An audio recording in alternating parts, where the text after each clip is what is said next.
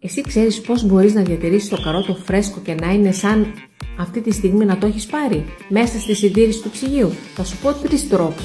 Προτού σου πω όμως τους 3 τρόπους, θέλω να δεις το βιντεάκι καλά, να σου πω ότι το καρότο πλέον μπορείς να το κάνεις υλικό του κουταλιού, να το βάλεις στο κέικ, να το βάλεις στη σαλάτα και σαφώς στο φαγητό μας μέσα.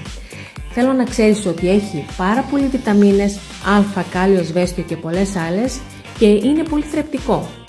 Ο πρώτος τρόπος οπότε που σε προτείνω είναι όταν αγοράζεις ποσότητα όπως αυτή εδώ από το σούπερ μάρκετ, αν παρατηρήσεις η σακούλα είναι γεμάτο τρύπες, δηλαδή είναι διάτετη μπρος και πίσω. Αυτό βοηθάει το καρότο να είναι τραγανό και να μην πιάσει μούκλα. Διατηρήσεις στη συγκεκριμένη σακούλα 1 μήνα. Ο δεύτερος τρόπος είναι αυτός που βλέπεις. Θα καθαρίσεις εξωτερικά από τα καρότα, θα τα κόψεις σε φέτες και θα τα βάλεις στη συγκεκριμένη σακούλα και θα διατηρηθούν στην κατάψυξη για 3 μήνες. Δεν θα χάσει καθόλου την νοστιμιά του, πίστεψέ μου. Ο τρίτος τρόπος είναι όταν βλέπεις ότι το καρότο το έχουμε στη συντήρηση χωρίς τη σακούλα, έχει μαραζώσει και δεν είναι τραγανό, θα βάλεις ένα μπολ γεμάτο νερό, θα τα καθαρίσεις, θα τα βάλεις μέσα, θα τα βάλεις στη συντήρηση για 60 λεπτά και το καρότο έχει ξαναγίνει τραγανό και μπορείς να το χρησιμοποιήσεις.